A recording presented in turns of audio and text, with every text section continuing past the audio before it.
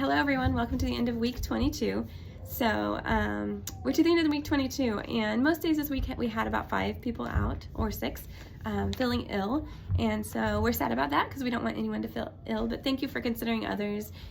We totally respect your choice on that. If you feel like, even if they don't have a fever, but if you feel like they're just under the weather and you want to keep them home from spreading whatever little cold bug they have, we totally appreciate that. So thank you for being considerate.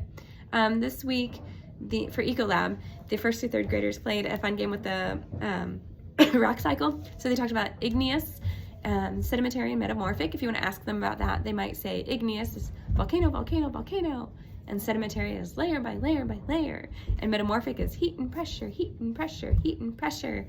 And we played a fun game to remember those different types of rocks.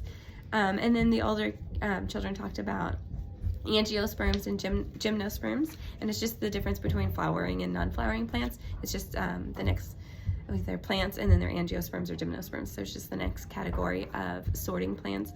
And then we'll be talking about monocot and diacot after that, and those are seeds within the plants. And then the whole group had a lesson on stellar nucleosynthesis. So it's the birth and life cycle of a star, so the birth and death of a star, and how at the end there's a supernova. We also did lessons on narrative writing. So they took some writing prompts and wrote some stories with their writing prompts. They were super cute. They were excited about writing some fun stories. And then for PE, we played a game called, we played Classroom Inventor. So they had classroom inventions that they made. We divided into 2 groups. So if you want to ask them about what their classroom invention was and how they created it and what it does.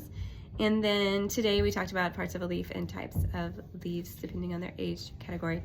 They also have been doing lots of art and music with South America because we've been studying South America. So they had some really neat artwork that they did today. And we also have on our art shelf the option for an art project that we're making for a parent of ours who's doing a food pantry project. So they're painting some canvases.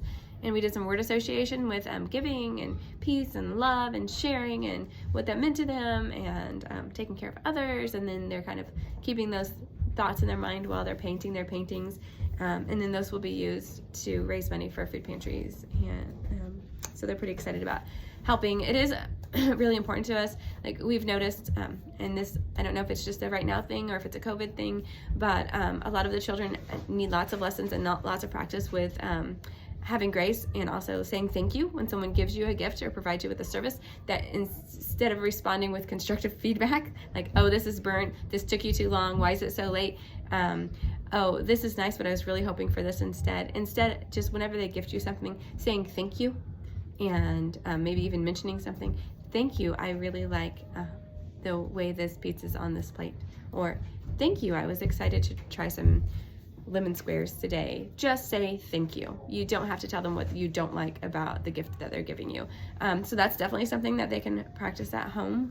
We would love to see that. And so then we're also practicing giving outside of ourselves. So what can we give to someone or to someplace else without getting anything back? And so that's why this food pantry project is so important, that they're not getting anything out of it. They're just making some art. They're not keeping their art. Their art is going away, and it's gifting other people, and you're not getting anything in return. And so that is something, as we've been spending this last year or 2 trying to take care of ourselves, which is really important and we need to do. Also taking time to think about how we can care for others in our world. So those are just a couple social topics we're working on in our classroom, and we've already been noticing a difference. We've been noticing that they're saying thank you a lot more often when someone hands you a pencil, saying thank you, and they're being a lot more gracious with each other and forgiving and having conversations, really nice, peaceful, kind conversations. So thank you for for letting your most important people come and be with us during the weeks. We really do enjoy them, and we love our time together. And as always, if you have any questions, comments, or concerns, feel free to email. We're always here. So yeah, have a great weekend. Bye. See you next week.